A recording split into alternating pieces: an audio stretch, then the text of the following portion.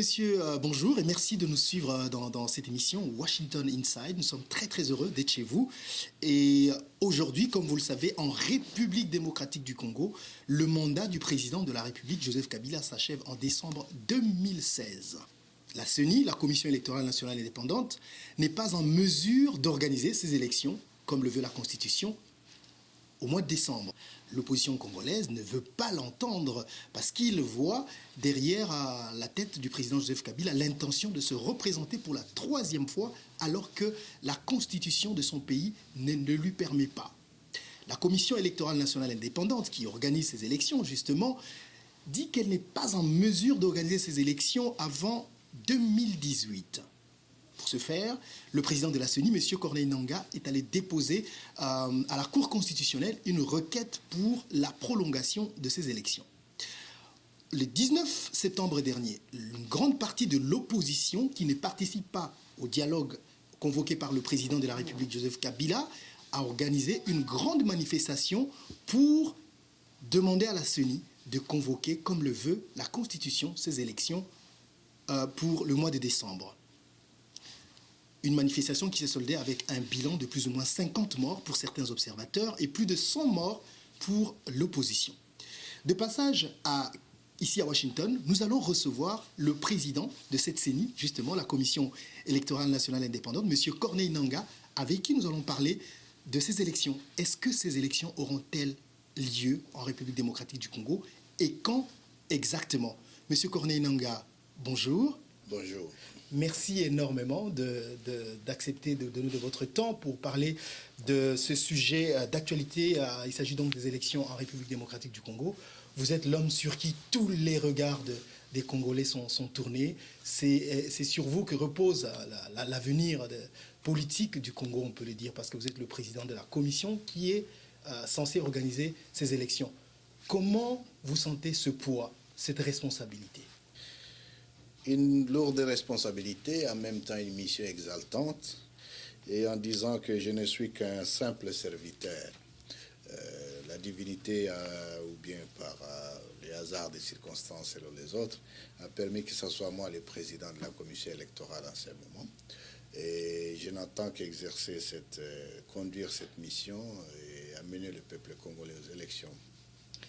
Comment vous expliquez aujourd'hui au commun du Congolais qui attendait que les élections soient organisées, les élections présidentielles en décembre, et que vous revenez pour dire, écoutez, avant fin 2017, ce ne sera pas possible. Comment vous pouvez expliquer ça à un commun de Congolais qui vous suit en ce moment? Donc, déjà, en décembre 2015, lorsque nous prenions fonction, nous avions fait une évaluation. Et en son temps, nous avions proposé des pistes qui nous permettraient la tenue des élections dans le délai constitutionnel. Ce qui s'est fait est qu'il y avait des problèmes techniques, mais les options ne tiennent plus à ce jour. Et de ces options techniques, c'était qu'il fallait d'abord travailler sur les fichiers électoraux. Et le travail tel que nous l'avions planifié exigeait 16 mois et 1 jour. Nous avons commencé à mettre en œuvre ces plans et aujourd'hui l'enrôlement est en cours. On a commencé au nord Ubangi. Nous sommes à plus de 600 000 électeurs enrôlés. Nous sommes en plein déploiement pour 7 nouvelles provinces et 20 jours après, nous allons déployer dans 9 autres provinces. Donc l'opération se déroule normalement comme on l'avait planifié et nous attendons donc fin juillet 2017, nous aurons un fichier. Et dès qu'on a le fichier électoral, il n'y aura plus d'arguments objectifs qui nous empêchent d'aller aux élections. Aujourd'hui, par rapport à tout cela, on peut dire que beaucoup de Congolais ont complètement perdu confiance en la CENI.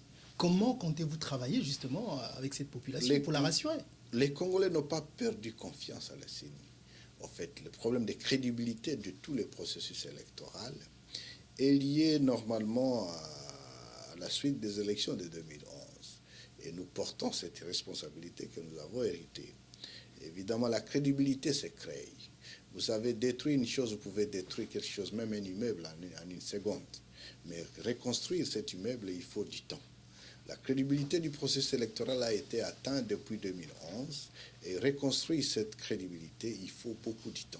Mais vous avez aujourd'hui une grande partie de l'opposition qui ne vous accepte pas, vous non, personnellement. En fait, ça remet en cause la crédibilité de la CENI. Non, le problème n'est pas, nous ne fonctionnons pas, nous n'opérons pas en fonction de l'acceptation de tel ou tel autre camp. Nous sommes une institution installée conformément à la loi. Nous sommes en train de conduire notre mission. Évidemment, nous n'allons pas plaire à tout le monde. De toute façon, même ceux qui sont d'accord avec nous, demain, quand on leur dira, par exemple, que écoute, tu as échoué aux élections, il ne sera pas notre ami. Donc, nous ne sommes pas là pour plaire à qui que ce soit. Nous sommes en train de réaliser notre mission. Nous voulons amener le peuple congolais aux élections, des bonnes élections, parce que ce sont les élections qui nous permettront d'avoir de nouvelles institutions démocratiquement élues. Cette opposition, justement, a organisé une marche le 19 septembre dernier, vous appelant à convoquer le corps électoral. Vous avez été à la Cour constitutionnelle pour demander la prolongation, justement, de ces élections. Mais il y a une grande peur que, d'abord, c'est clair que les élections ne seront pas organisées en décembre, mais cette opposition est en train de tenir sa position que selon elle, il doit y avoir élection en décembre. Et s'il n'y a pas d'élection en décembre, selon eux, selon cette opposition, le président Joseph Kabila ne peut pas être président de la République. Comment comptez-vous gérer tout ça? Non, toutes ces questions sont gérées par la Constitution. Ensuite, ce que je voudrais d'abord... Vous ne faites que subir. Ce que je vous dis d'abord est que les manifestations sont normales dans une démocratie. Les manifestations sont des éléments ou des ingrédients qui nourrissent la démocratie. Que les gens manifestent, c'est une bonne chose. On la trouve dans toutes les grandes formes de démocratie, même ici. Lorsque les gens ne sont pas d'accord avec telle ou telle autre question, ils manifestent et ils essaient de faire voir qu'ils ne sont pas contents. Et s'il y a des morts? Donc, et même évidemment des morts, les morts ne dépendent pas de la manifestation. Il s'est fait heureusement aussi que ces manifestations sont organisées par la loi. C'est-à-dire que manifester c'est un droit, mais lorsqu'on manifeste, il y a aussi des obligations. Donc la manifestation, nous la saluons et nous pensons que le gouvernement doit devoir permettre des manifestations, en même temps qu'il a la responsabilité d'encadrer ces manifestations pour faire en sorte qu'il n'y ait pas de dérapage. Et c'est là le dérapage, lorsque le dérapage arrive, c'est lorsque, par exemple, vous manifestez et que je ne vois pas en quoi la manifestation contre les délais constitutionnels a à voir avec la destruction d'une station-service, a à voir avec la destruction d'une résidence de particuliers. C'est là où la loi prévoit aussi l'organisation de ces questions qui sont normales pour la démocratie. Oui, parmi la plus grande raison pour laquelle le dialogue a été convoqué par le président de la République, c'était justement pour traiter des questions électorales. Mais aujourd'hui, on voit qu'il y a une grande partie de l'opposition qui ne participe pas à ce dialogue. Et comment comptez-vous réagir? Non, je n'ai pas à réagir. Je constate seulement qu'il y a un dialogue qui se tient. Et que dans ce dialogue, il y a la majorité qui est représentée, il y a l'opposition qui est représentée, une partie et la société civile qui est représentée. Une partie de l'opposition. Bien entendu, il y a une partie de l'opposition qui a fait le choix de ne pas participer. Une grande partie. Qui n'est pas, je ne sais pas comment vous calculez la grandeur de telle ou telle chose. Je dis seulement qu'il y a c'est une question de représentativité. Il y a une partie de l'opposition qui est au dialogue et il y a une autre partie qui a fait le choix de ne pas participer à ce dialogue-là. Mais en même temps, les choses avancent de ce côté. Nous avions fait des présentations. Les présentations que nous avons faites au dialogue, c'était entre autres montrer les faiblesses de notre système électoral, de montrer aussi qu'il devrait prendre des options courageuses qui permettraient que dans 5 ans, on n'arrive plus au problème que nous connaissons aujourd'hui en termes de délai constitutionnel. Et nous avons posé aussi nous avons voulu savoir quelle était l'option qui les arrangeait en termes de séquence des élections. Et dans ces options, nous avons proposé 3. Les 3 options sont les suivantes. Il y avait une divergence énorme.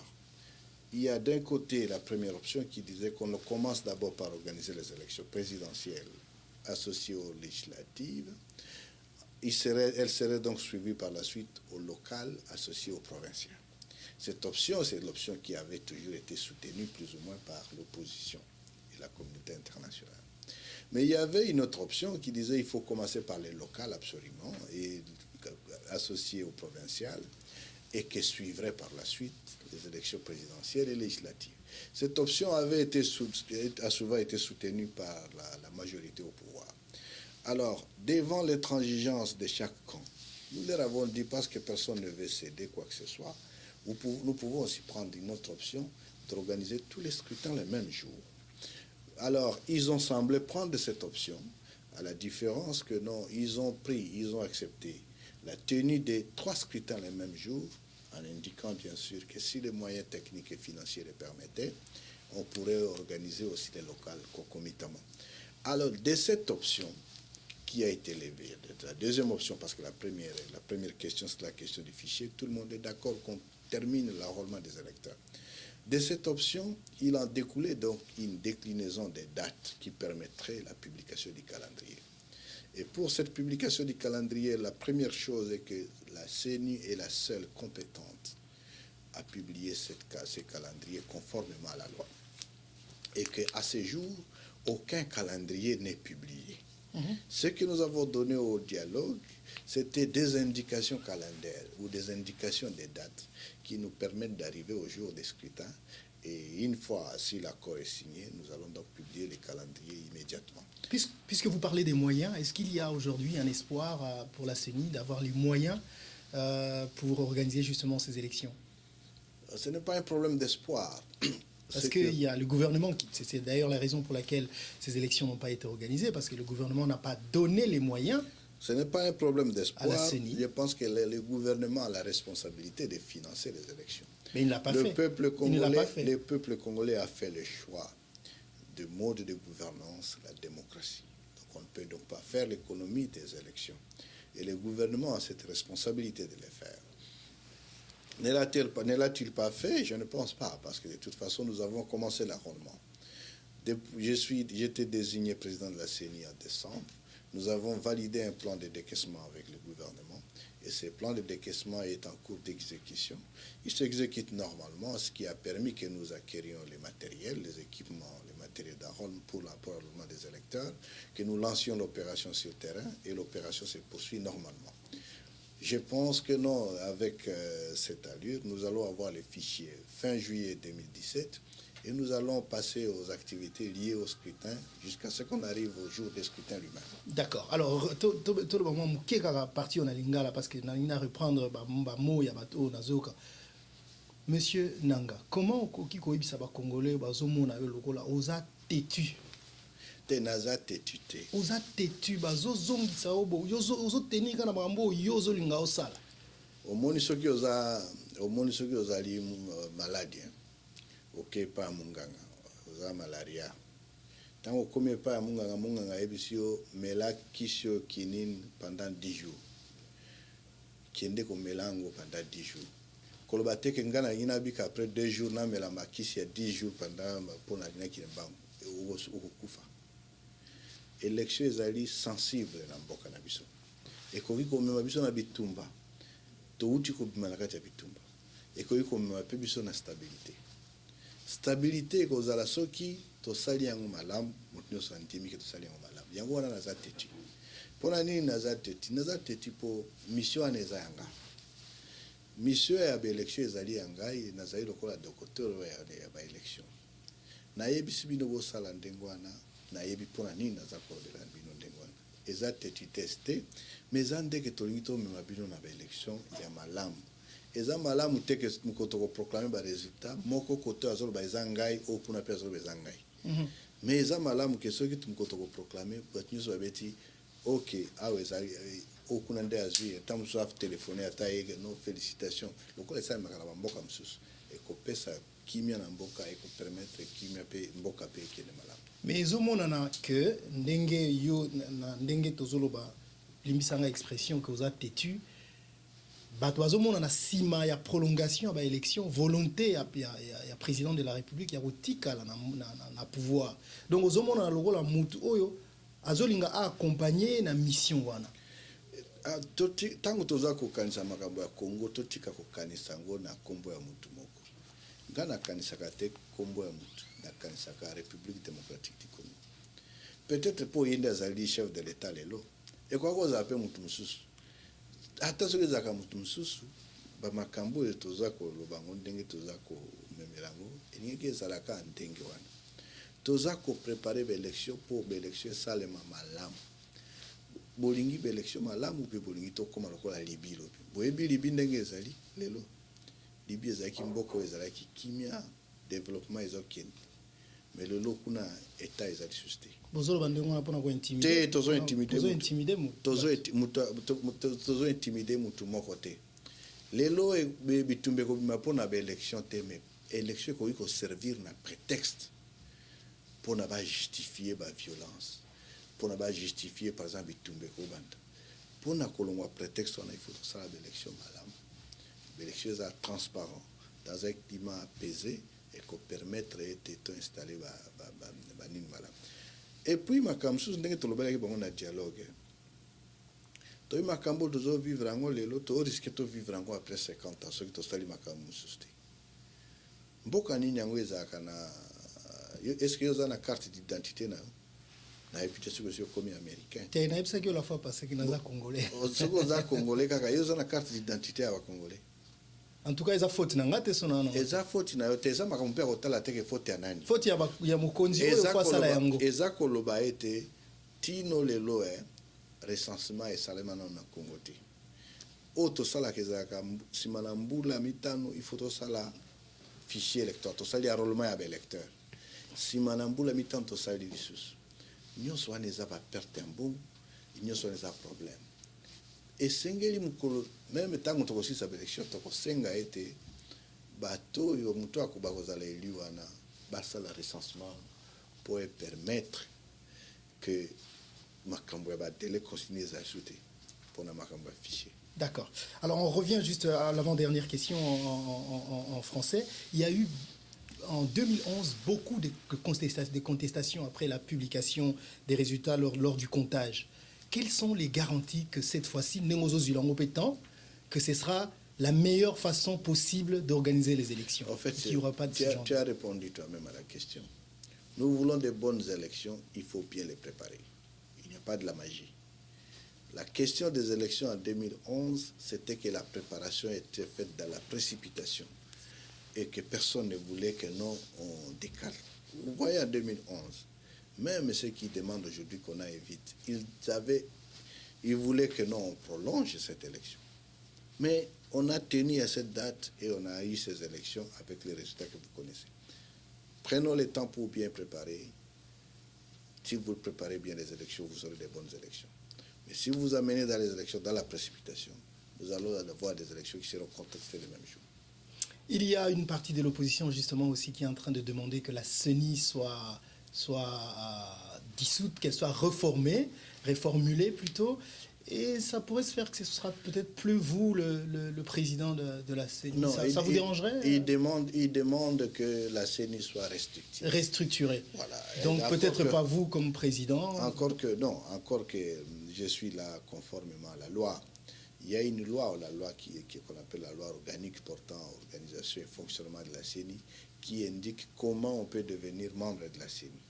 Donc, il est normal en démocratie qu'il y ait telle ou telle autre personne qui pense les choses autres. C'est question de se conformer à cette loi. Et alors, si ce n'est plus Nanga, je ne suis qu'un simple serviteur. Le problème n'est pas d'avoir Nanga comme président. Peut-être que ma mission a été déjà là, j'ai déjà un résultat. Le résultat est que j'ai acquis les matériels et l'opération d'enrôlement est en cours. Il va se terminer et le peuple va aller au scrutin, aux élections.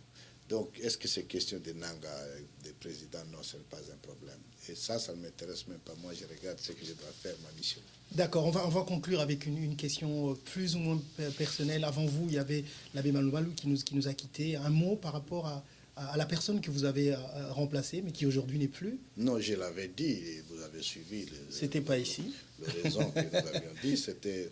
Celui-là, c'était un père pour moi, c'était un maître pour moi, C'est lui qui m'a identifié, c'est lui qui m'a recruté, c'est lui qui m'a formé, c'est lui qui a fait de moi que je sois que je suis d'une façon sur le plan professionnel. C'est lui qui m'a nommé à la fin, il m'a nommé secrétaire exécutif national avant que la maladie ne l'emporte. Et c'est encore un temps pour moi probablement de lui rendre un hommage, nous l'avons déjà fait. Mais la République démocratique du Congo a perdu un grand homme du savoir, un grand homme du savoir électoral, un grand homme qui nous a mis dans ses pas de la démocratie. Ok, est-ce que les Congolais de l'étranger peuvent espérer cette fois-ci qu'ils vont voter réellement comme vous l'avez promis? Ils vont effectivement voter parce que d'ici le mois de février, nous allons commencer à déployer les matériels au niveau de nos ambassades, qu'ils se préparent. Et l'enrôlement se fera rien que pour les Congolais, pour ceux de mes compatriotes qui sont encore Congolais. Ceux qui ont la double nationalité ne seront pas enrôlés. Bon, bien entendu, la procédure indique que seront enrôlés ceux qui présenteront les deux pièces suivantes. Pour se faire enrôler, vous devez avoir soit le passeport congolais valide, mais ce passeport doit être associé avec une carte de résidence du pays où vous êtes. Si ce n'est pas un passeport, vous devez avoir la carte consulaire que l'ambassade de la République du Congo donne, mais cette carte consulaire doit être associée toujours avec une carte de résidence du lieu où vous résidez. Et si vous êtes irrégulier et que vous êtes Congolais, vous ne votez pas? Si vous êtes irrégulier, vous êtes Congolais, évidemment vous ne voterez pas, parce que dans ce cas, il n'y a pas un élément qui nous justifierait qu'effectivement vous l'êtes. Monsieur Corneille Nangaa, ça a été un plaisir de vous avoir sur notre plateau. Merci énormément et nous vous souhaitons bonne chance. Merci beaucoup, c'est à moi de vous remercier.